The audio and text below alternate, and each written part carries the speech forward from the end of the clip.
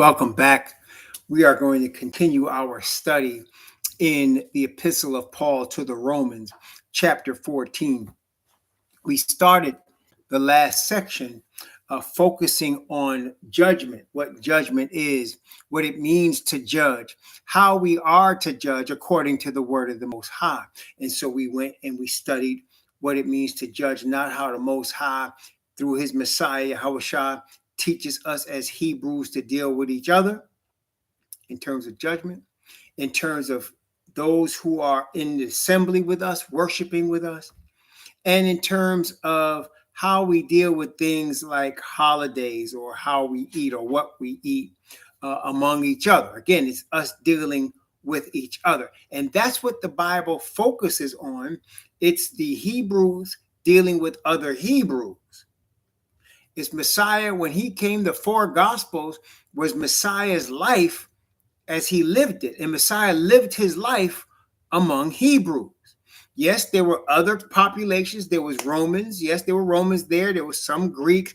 There was Samaritans. But Messiah himself said he did not come for all of that. He came for the lost sheep of the house of Israel. And he spent his life as an Israelite, a Hebrew Israelite among Hebrew Israelites. So his teaching was us among us and dealing with us as fam. And we saw that. When you're dealing with judgment, you're dealing with us among us as fam. When we assemble together as followers of the scattered nation of Israel, as people that are followers of Father Yah and his righteousness, if there is unrepentant sin among us, that has to be dealt with among us, unrepentant sin. And that is 2 or 3 witnesses to the unrepentant sin. Okay? And so that being the case, that has to be dealt with. And then, of course, there is the things we shouldn't be judging each other about in terms of how we eat. Not that we should eat anything. All of us should be obedient to the dietary laws, but how? And our different levels of knowledge in terms of things like holidays and things of that nature, and things not to be fighting over and not to be arguing with, things that cause division among us.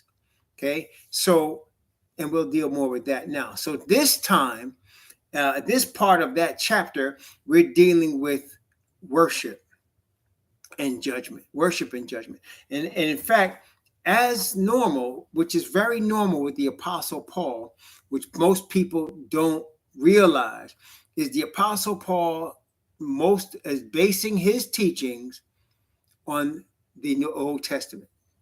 Most of his teachings are based in the Old Testament.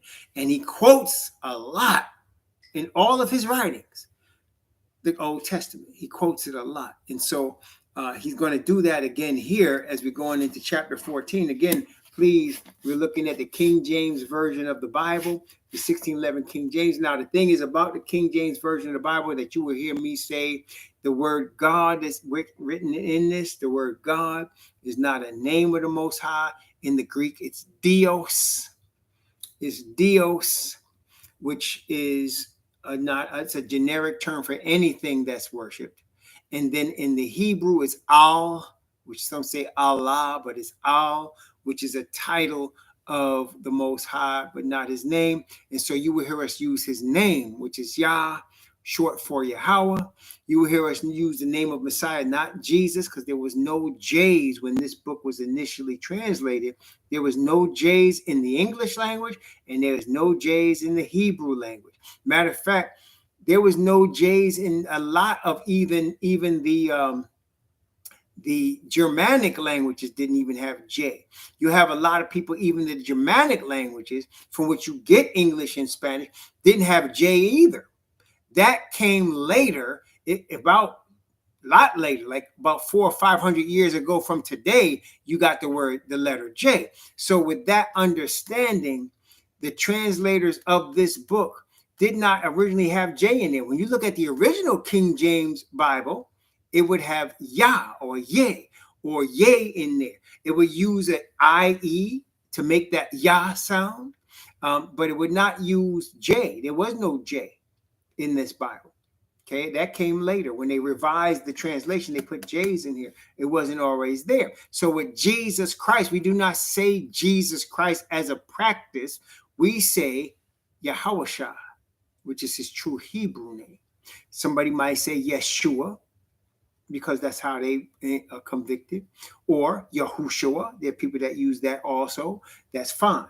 But we use his real name instead of the names that was placed in by the modern translators, because there was no J. It is impossible for him to be called Jesus at the time he walked this earth, because there was no such thing as the letter J. It did not exist.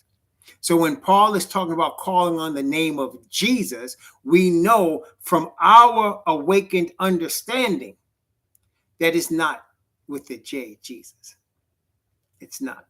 Okay, so we'll discuss that as we're looking at this chapter 14. But first, let's go to Isaiah chapter 45, because Paul is quoting Isaiah 45 in Romans chapter 14, in the 14th epistle division of that epistle. And so let's look at chapter 45 of Isaiah.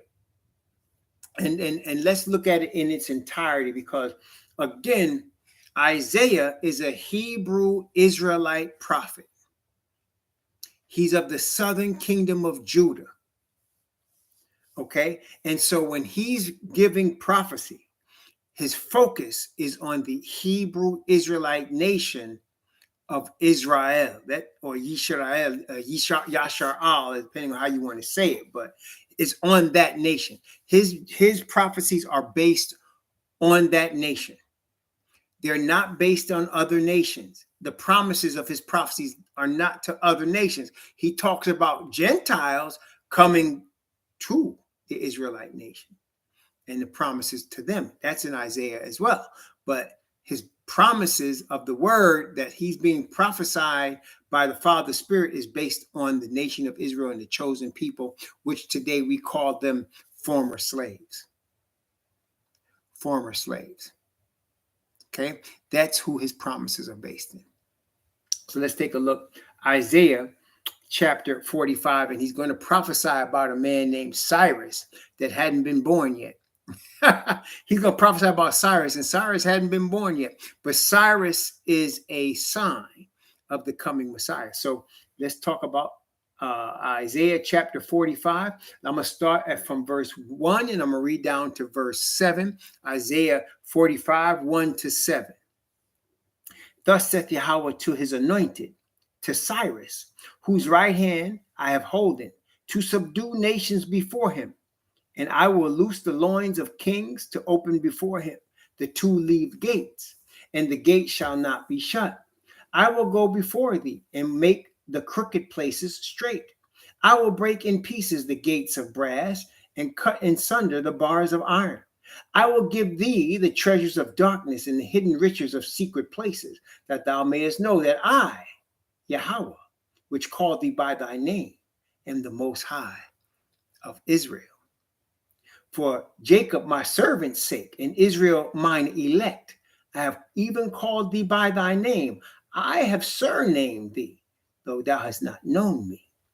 I am Yahweh, and there is none else. There is no Most High beside me. I girded thee, though thou hast not known me, that they may know from the rising of the sun and from the west that there is none beside me.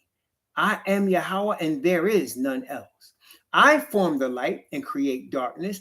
I make peace and create evil. I, Yahweh, do all these things. So many people get confused when he says he creates evil.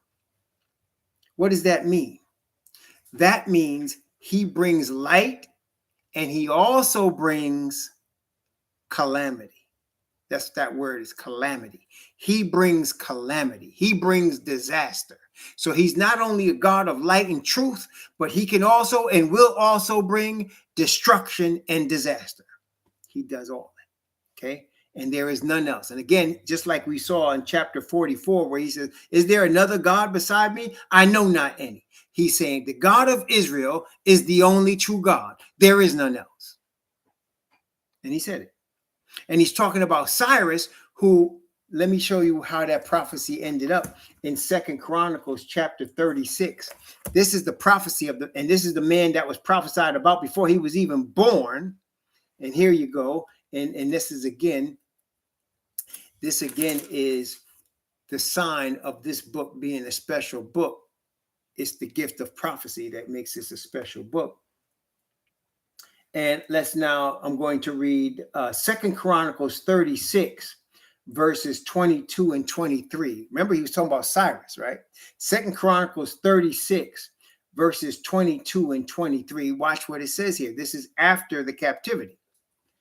Now, in the first year of Cyrus, king of Persia, the word of Yahweh spoken by the mouth of Jeremiah might be accomplished. Yahweh stirred up the spirit of Cyrus, king of Persia, that he made a proclamation throughout all his kingdom and put it also in writing, saying, thus saith Cyrus, king of Persia, all the kingdoms of the earth hath Yahweh most high of heaven given me, king of Persia, a Gentile. All the kings of the earth have Yahweh most high of heaven given me, and hath charged me to build him a house in Jerusalem, which is in Judah. Who is there among you of all his people? Yahweh his most high be with him. Let him go up. That's the prophecy being fulfilled. So he put Cyrus in power at the time that he was going to bring his people back to rebuild the second temple, to build the temple the second time, to build the second temple. And that's was the prophesy of Isaiah 45. Okay, so let's go back to Isaiah 45. So he's prophesying about Cyrus, and he's doing it for his servant Jacob's sake.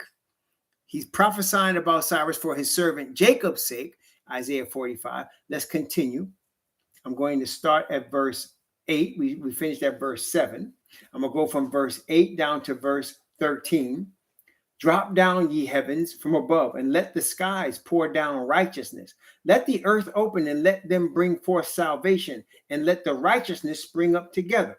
I, Yahweh, have created it. Woe unto him that striveth with his maker. Let the potsherds strive with the potsherds of the earth. Shall the clay say to him that fashioned it, what makest thou? Or thy work, he hath no hands? Woe unto him that said unto his father, what begettest thou? Or to the woman that, what hast thou brought forth? Thus saith Yahweh, the Holy One of Israel, and his Maker, ask me of things to come concerning thy sons, and concerning the work of my hands. Command ye me. I have made the earth, and created man upon it. I, even my hands, have stretched out the heavens, and all their hosts have I commanded. I have raised him up in righteousness, and will direct all his ways. He shall build my city, and he shall let go my captives, not for price nor rewards, saith Yahweh of hosts. So he's prophesying about the deliverance of his people, and he's saying, you're not gonna have to pay for your deliverance. I'm getting you delivered because I said so. Praise the Most High. From verse 14, let's look at verse 14. Thus saith Yahweh, the labor of Egypt and the merchandise of Ethiopia and of the Sabians, men of stature, shall come over unto thee, and they shall be thine. They shall come after thee. In chains they shall come over, and they shall fall down unto thee, and they shall make supplication, saying, surely the Most High is in thee, and there is none else. There is no Most High. So even other captives from other nations will come to the Hebrews and admit your God is the only true God. Okay, so again, it's captives of other nations. Captives, people that have been poor and downtrodden, will come to where the Hebrews are. Okay, let's continue. Verse 15, I'm going to read from verse 15 down to verse 20. Verily, thou art a Most High that hidest thyself, O Most High of Israel, the Savior.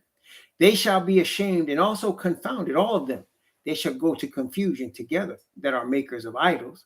But Israel, again, is for the Israelites, but Israel shall be saved in Yahweh with an everlasting salvation.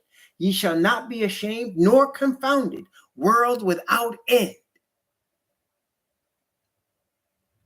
For thus saith Yahweh that created the heavens, the Most High himself that formed the earth and made it. He hath established it. He created it not in vain. He formed it to be inhabited. I am Yahweh, and there is none else. How many times does he keep saying that, right? I am Yahweh. There is none else. There is no other God. I am the God of Israel, and there is no other God. You see, he kept saying that. Read it for yourself. Isaiah 44 and 45. He keeps saying that. I am the God of Israel. There is no other. Okay. And what people try to do is they try to say, well, different nations call him different names. No, no, no. There's only one God of Israel. He said it. There is none else. No, you don't call him by another name. His name is Yah. That's his name. You could say it in Chinese. You could say it in Japanese. You could say whatever language you want. Yah. It's the same name. That's his name. Yah. Okay? Yah, that's his name. There is none else. There is no other one. That's his name. Okay? And he's the God of Israel first. That's why we say what Paul keeps saying, what? To the Jew first. Because it starts with them. It starts with us. And then it goes from there. So the other nations need to come from where we are and go there. Okay? We don't come to them. We don't go to Buddha and say, oh, you're worshiping Yah just as a Buddha. No, you're Yah. You're not worshiping him. That's an idol. No. Or you go to Baptists and say, you're worshiping the same God I'm worshiping. No, you're not. Because ours is not the God of confusion. And we're the true Israelites. So you want to know what it is, you better come to us. Because you don't know. Okay, you don't know. Period. This is what this word said. Either you believe the word or you don't. You don't have to believe it now. I believe it. You don't have to. Do what you want to do. But don't come to me where we all worship the same God, because we don't. I'm Yahweh thy Most High, which brought thee out of the land of Egypt. That's my uncles. That's my ancestors. He brought out of the land of Egypt. My ancestors. Out of the house of bondage. Thou shalt have no other God before me. There is no other.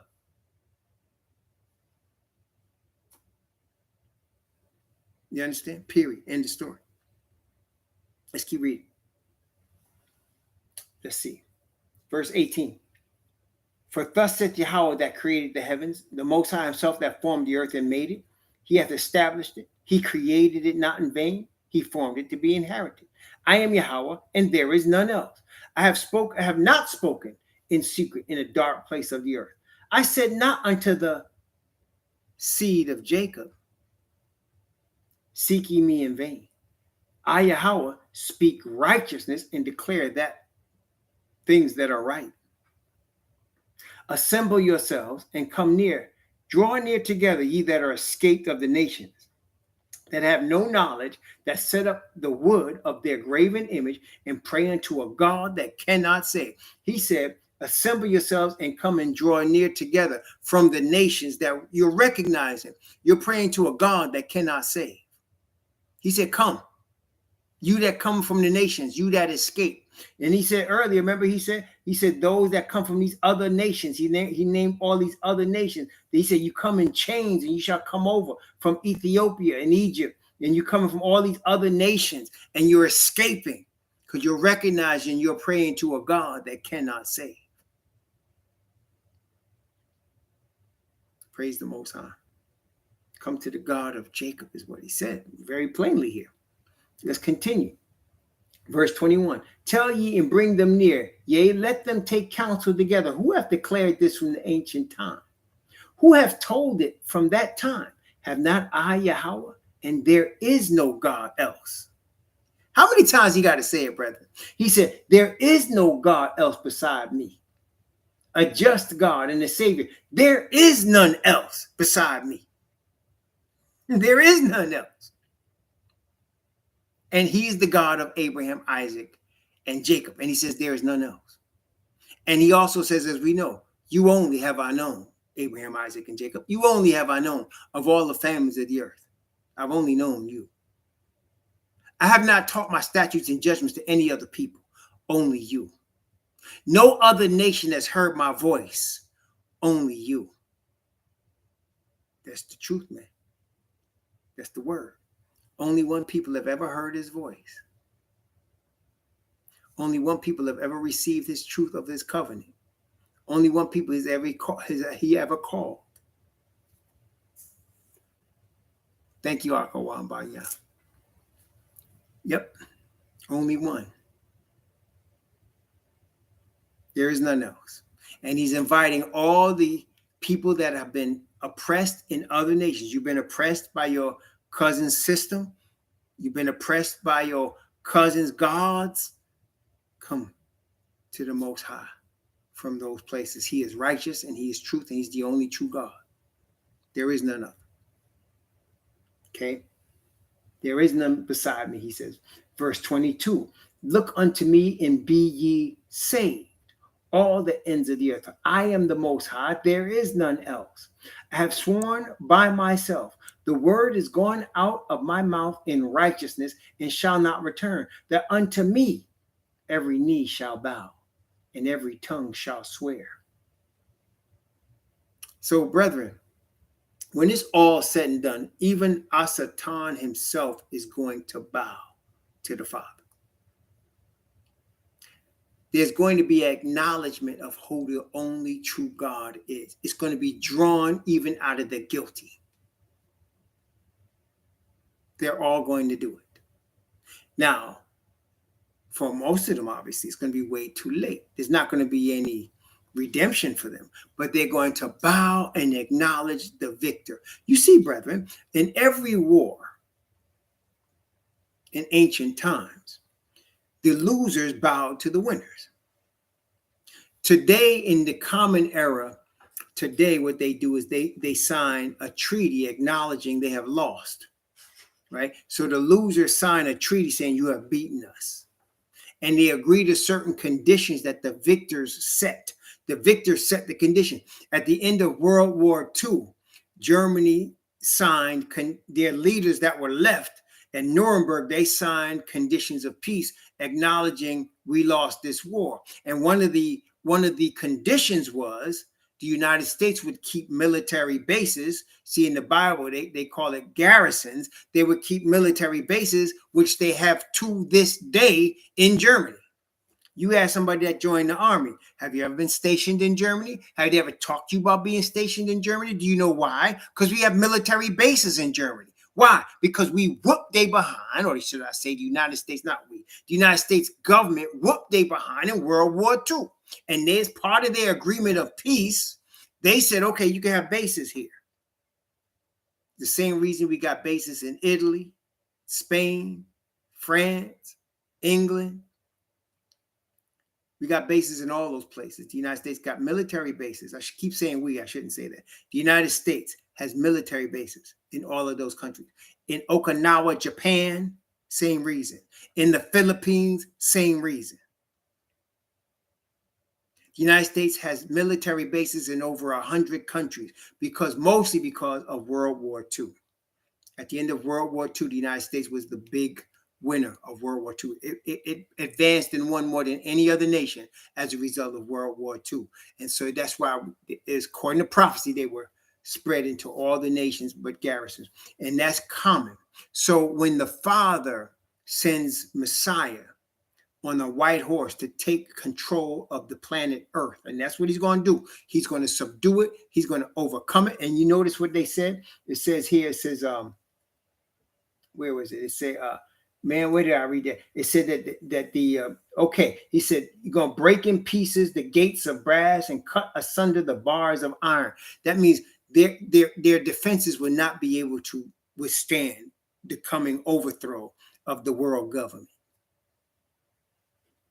And everybody that lost is going to bow. They're all going to bow. That's what he said. Every knee is going to bow. You're going to acknowledge the victor.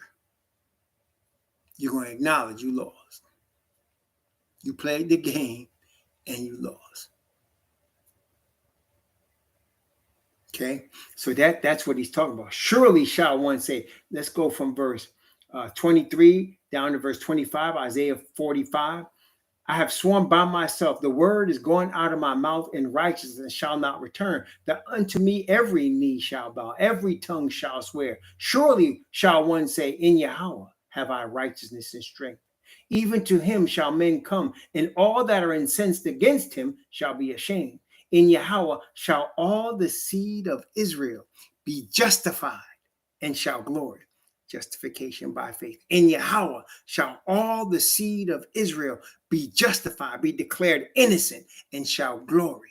Glory in his righteousness. He that speaks righteousness, he that has righteousness and strength. He said, have I righteousness and strength, even in Yahweh. Have I righteousness and strength. Paul quotes this. Romans chapter 14. Paul quotes this. He quotes this chapter. Let's read it. But now that we read it in its original context, we get an idea of how it's being applied by the Apostle Paul, okay, in Romans chapter 14. But unless you read it in its original context and understand it from the Hebrew perspective, you will not understand what he's talking about, or you will make up false Christian doctrines. Okay, so let's look at Romans chapter 14. I'm going to start at verse 7 because we stopped at verse 6. I'm going to start at verse 7. Romans chapter 14. I'm going to start at verse 7. And I'm going to go down from verse 7 down to verse 12. Romans chapter 14. Now remember, he's writing to converted Israelites, not Christians. He's writing to people that have been grafted in as brothers and sisters and disciples of the Hebrew Messiah, the Lion of the tribe of Judah. That's who he's writing to. And so he's teaching them the Hebrew way of worship and truth, not scribes and Pharisees and not Sanhedrin. He's going from the word and he's teaching how to be obedient to the Father.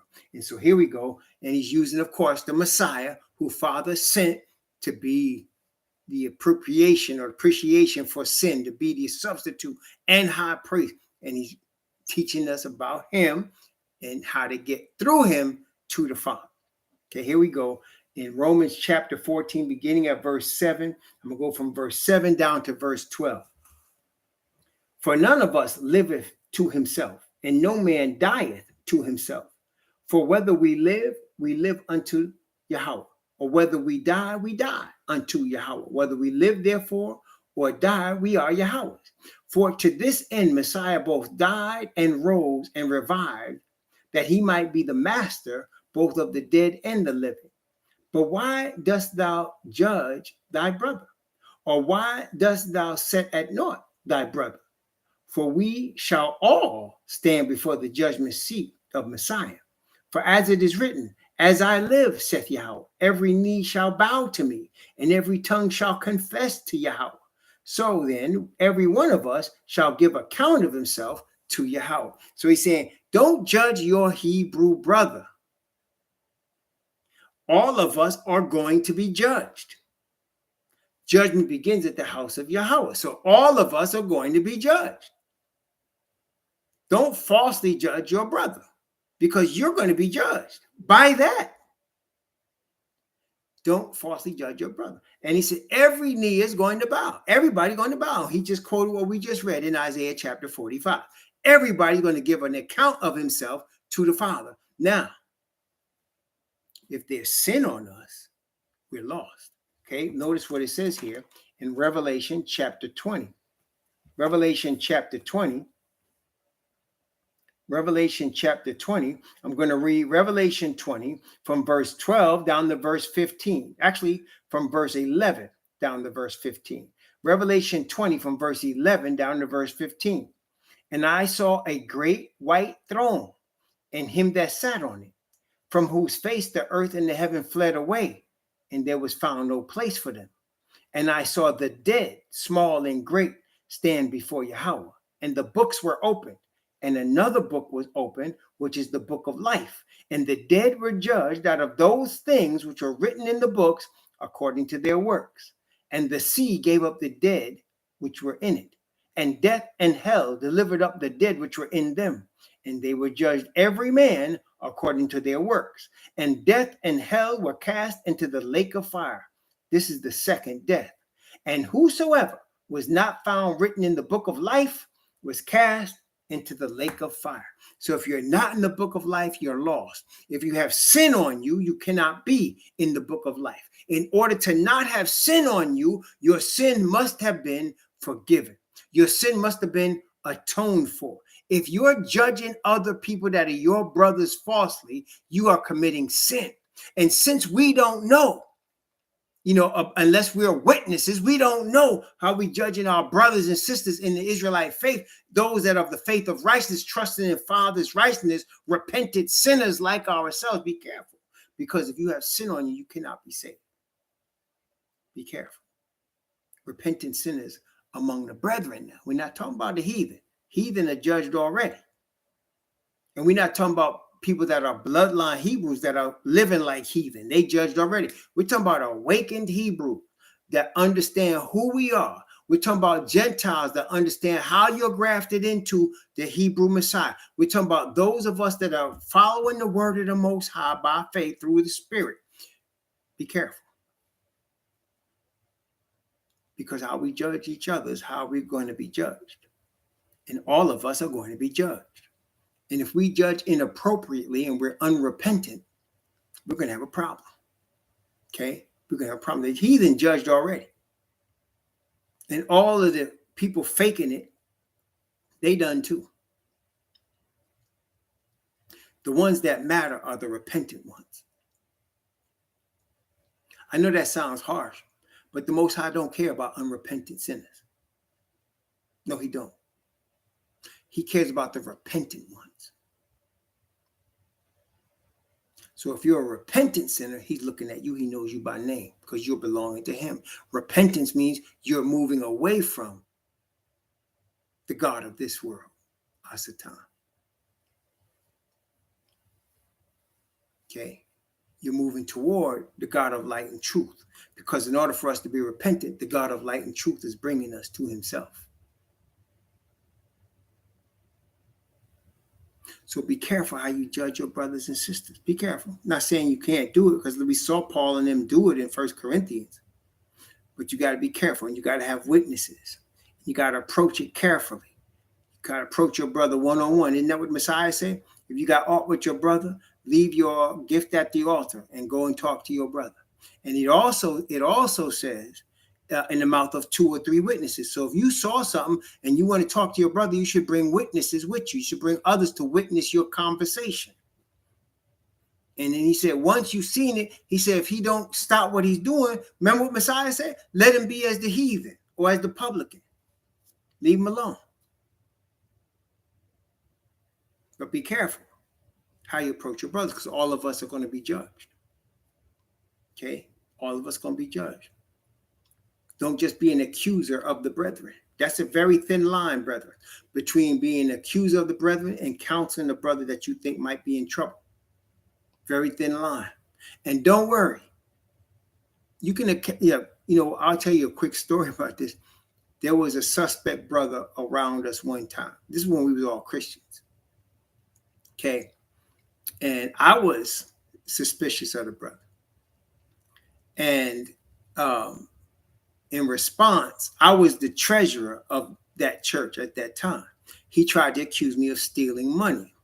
Now, it came out later, not only did I not steal money, but I used my personal funds to finance things in our group that the group could not finance because I was making good money then. I used my personal funds. They went and did an audit, and he said, I'm finding that you looks like you took your own money. This was later. He said, you look like you took your own money and gave it to the church. I said, yeah, that's exactly what happened. But the dude was trying to say I was stealing money, right? Came in the middle of the night or late one night in my house asking for receipts about food that I bought for the church, as if I stole the church's money. And when I couldn't find the receipt right away, they were looking at you, see. And then I brought the receipt. I really couldn't find it. Then I found it. I said, here it is. And they said, oh, it was a misunderstanding, but they was trying their best. This one brother, especially because he was suspicious. Okay.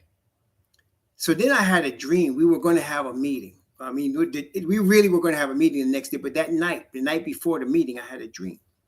And in the dream, I was married to my wife, had my kids, but I was getting ready to marry another woman.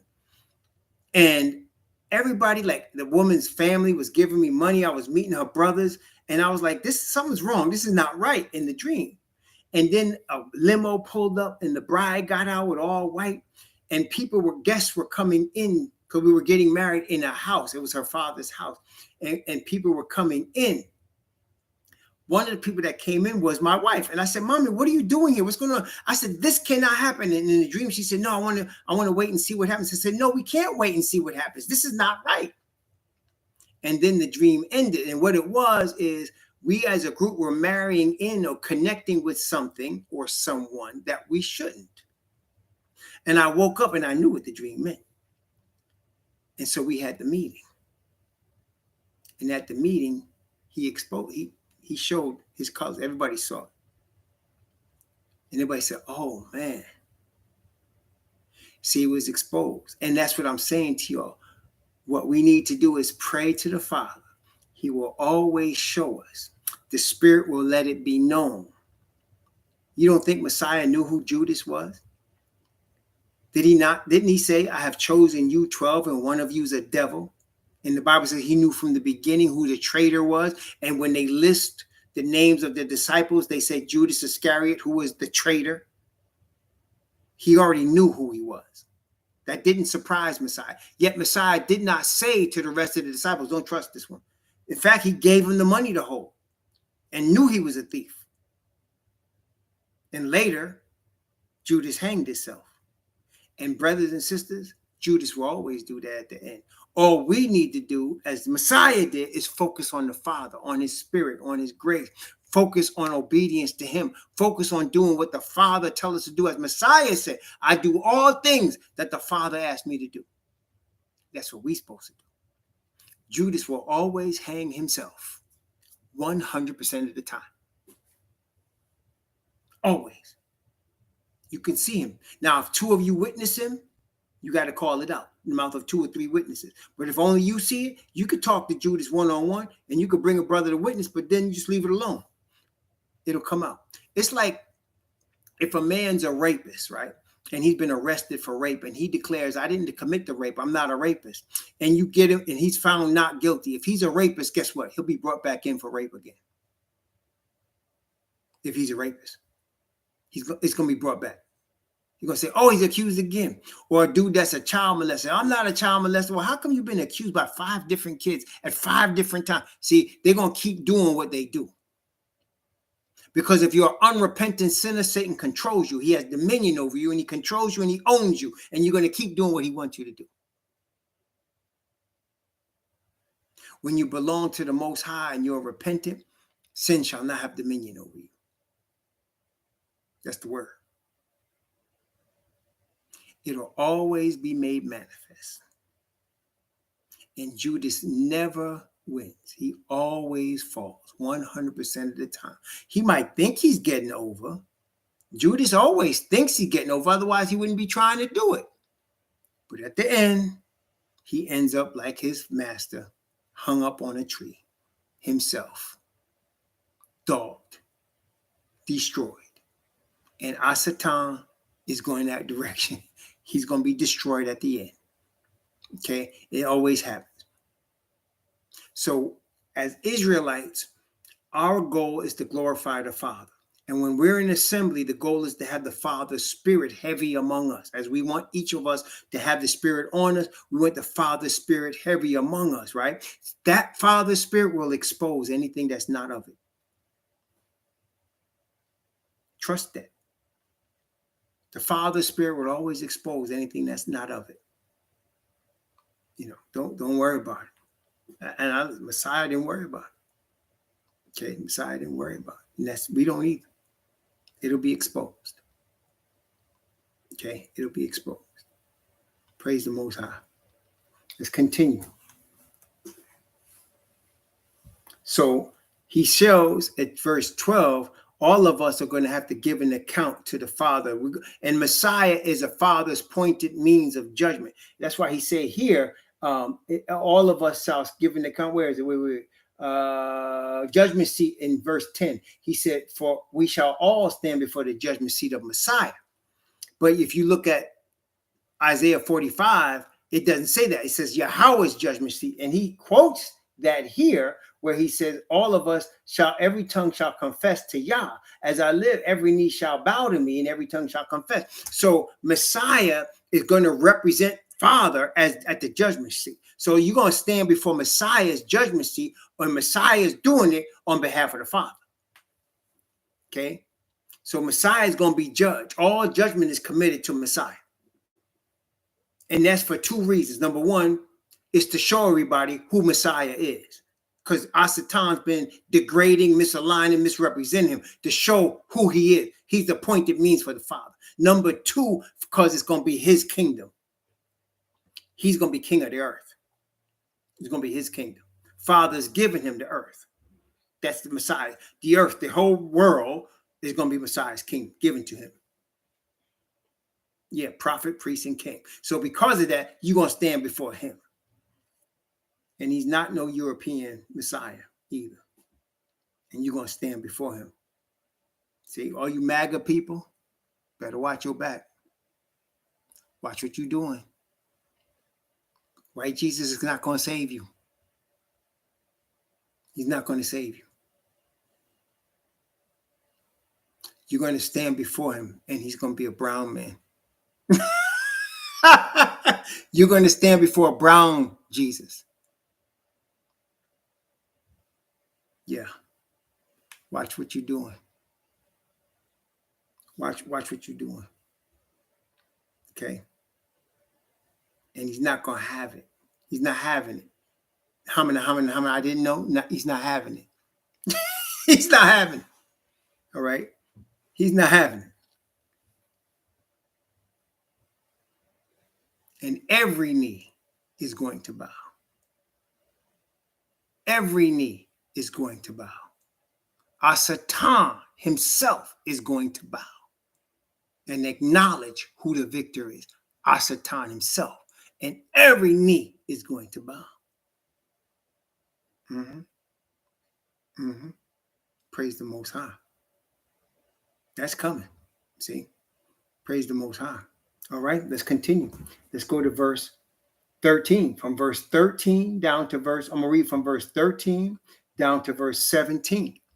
Okay. Let us not, therefore, judge one another anymore, but judge this rather, that no man put a stumbling block or occasion to fall in his brother's way. Now, that's it, brethren. What are we trying to do?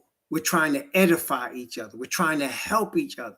So what we need to be really focusing on is what can we do to help our brother be strong? Of course, we need to pray for our brother. If our brothers and sisters, we need to communicate, discuss with each other, encourage one another in the faith. Always encouraging one another in the faith of righteousness, right? And so we're trying to not put a stumbling block in each other's way to cause us to fall. Okay? Remember now, he started off talking about, should I eat that food? Or should I just, pass the rice and vegetables, please? That's how it started. He's going to finish with that. Okay, so let's continue. All right. Verse 14, I know and am persuaded by the Master Yahushua that there is nothing unclean of itself, but to him that esteemeth anything to be unclean, to him it is unclean. So again, he's not talking about eating pork. He's dealing with, like, let's say it's chicken. Or let's say a clean meat, beef. Let's say it's beef. So somebody might say, I ain't eating no red meat. That's unclean. And somebody else might say, no, it's good. Right? So, he said to him it's unclean, to me it's all good. Both of us understand it's clean meat in terms of biblically available to us. But some might say, I don't like the way that meat was killed. Some say, I don't like the way they processed that meat. Some say that meat is good. Right? Some say, I'm not eating anything but organic fruits and vegetables. Okay. Does that deny the clean food of meat to people that say, well, I'm reading the word, this is clean? No. right? So we're trying to edify. We're trying to encourage. We're not trying to say you should be eating beef or you should never eat beef. We're not trying to say that.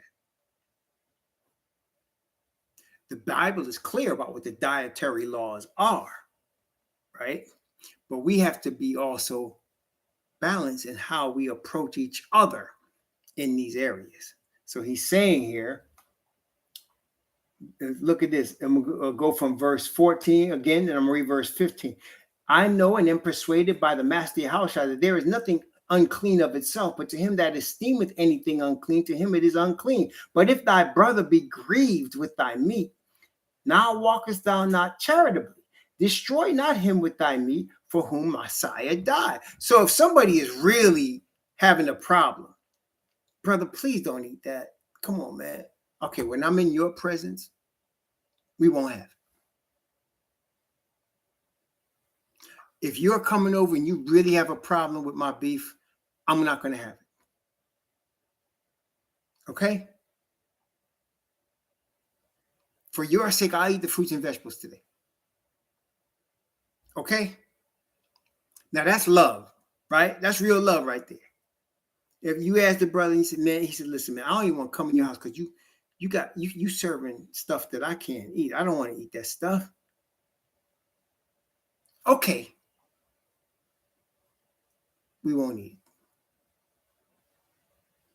Is it going to kill me to not eat beef for a day? No. Right? Okay, brother.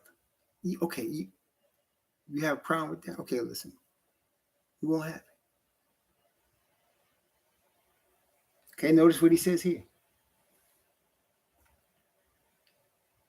We'll start again at verse 15, go down now to verse 18. But if thy brother be grieved with thy meat, now walkest not thou charitably. Destroy not him with thy meat, for whom Messiah died. Meat being food here, not necessarily flesh food, but the word meat means food. Let not your good be evil spoken of. For the kingdom of Yah is not meat and drink, but righteousness and peace and joy in the Holy Ghost. For he that is in these things serveth Messiah, in these things serveth Messiah, is acceptable to Yah and approved of men. Now, again, remember, we're dealing with Israelites. Israelites didn't have a problem eating meat, but they had a problem eating meat that was prepared by a Gentile that was grafted in, because they don't know they know the Gentile is not a Levite, right? They know the Gentile is not a Levite. Now Levites were like the butchers. Levites were chopping up the meat, draining the blood, all of that. This guy's not a Levite. This guy's from Greece, but he's a brother. Do I want to eat his food? I don't know. So you don't want to offend the brother, and you tell the brother, listen, man, I'm not comfortable eating that. Can we not have it today? And the brother should say, okay, brother, we won't have that today. No problem. Or if you don't want to offend the brother, you say, all right, I'll eat your food, man. And you know what? And listen, in all cultures, and I mean all cultures, Bible culture, or even outside Bible culture, I think we can agree. One of the ways people connect is by eating together. Isn't that correct? I mean, am I lying about that? Do you experience that? Like, I don't care what culture you're in. You could be in any culture on the planet Earth, from any nation. One of the ways people connect is by eating together. That's one of the ways we connect. So if somebody's inviting you to eat with them, they're really, they're wanting to fellowship with you, even if they're not brethren. But this is dealing with brethren. This is what this is dealing with, is brethren. So if you're brethren, one of the ways we all connect is breaking bread together. Yeah, we eat. The Bible says they went from house to house breaking bread and rejoicing in the Messiah in the early church of the book of Acts. It says they went from house to house breaking bread with the brethren and rejoicing in the Messiah and having all things in common. Because the eating together culturally, for every culture on the planet Earth, eating together is a way of us connecting, right? So you want to try to make that a strong and beautiful connection, right? You want to make your fellowship with your brethren, that's what you're dealing with, a strong and beautiful connection, bringing us together. See, Brother Akawan Banya, when we went out to Michigan, to Kalamazoo, what did we do, bro?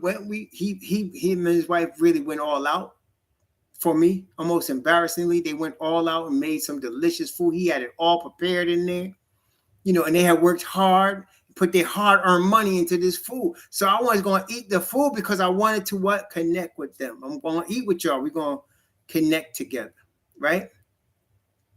And then when we came together in Orlando, what we meet? We met at a restaurant. We all ate together and we laughed and fellowship together, right? And so in culture, in this Bible culture, people eat together because it's fellowship. So we don't want to be offensive about the food as Israelites. Now, we're not dealing even with heathen. So as you see in the Bible, Daniel refused to eat the Babylonian food. We're not dealing with heathen. So you walk into a heathen house and even they might want to fellowship with us, but hey, if they putting pig on the menu, hey, I'm sorry, I don't eat pig. Right? I don't eat pig. Oh, that's crab. And I'm sorry, I don't eat scavengers. Why? Well, it's my religion, my belief. I don't eat scavengers. Oh, okay. I'll just have the vegetables and rice. Right? Daniel said, give me the vegetables and rice. I'll eat pulse. That's what he said. I'll eat pulse. To Babylon. But if we Israelite brothers and sisters, all of us know what is clean and not clean. And if some of us don't, some of us can teach the brethren that are still learning what is clean and not clean, because people just really don't know. I've met people that come to the truth and think, well, I can't eat the pig, but I could use it for my greens, right? I could use it in my greens to flavor. No, you're not supposed to, but they don't know that. But you got to teach them, in that scenario. No, you don't want to use the pig to flavor your greens. You know what I'm saying? No. Right? So, yeah, you see, so you got to be careful, how you're dealing with the brethren. So we all brethren, we all understand what's clean and not clean, right?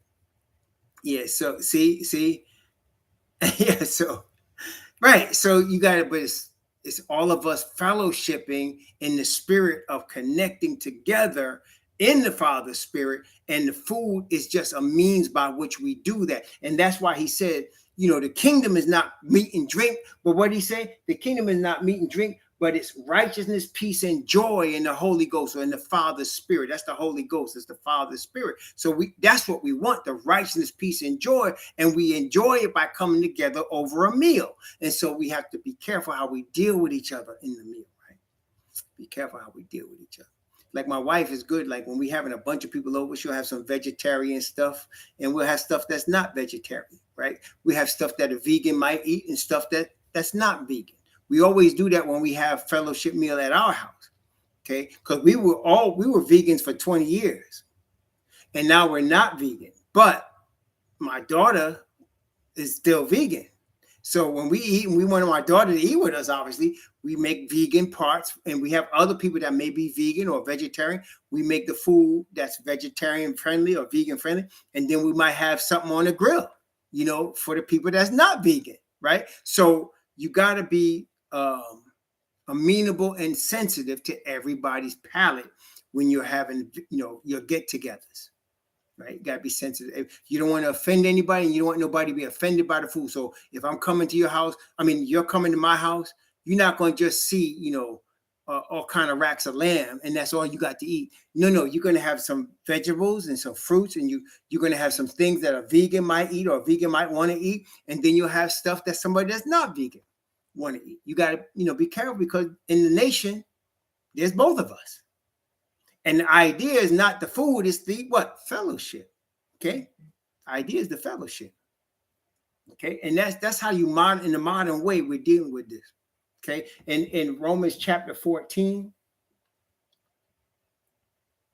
I'm going to start at verse 18 and go down to verse 23.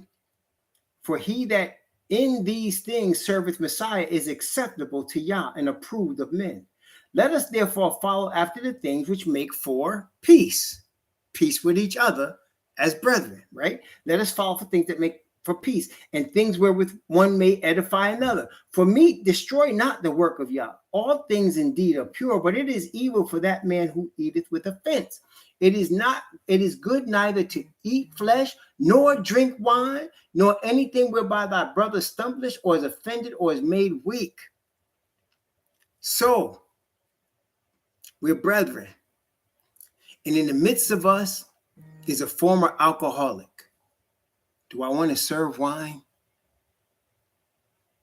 You hear me? So we're brethren. We're having fellowship. In the midst of us is a former alcoholic. Should I serve wine? Maybe there's 20 of us and only one of us is the former alcoholic. Do I want to serve wine? No.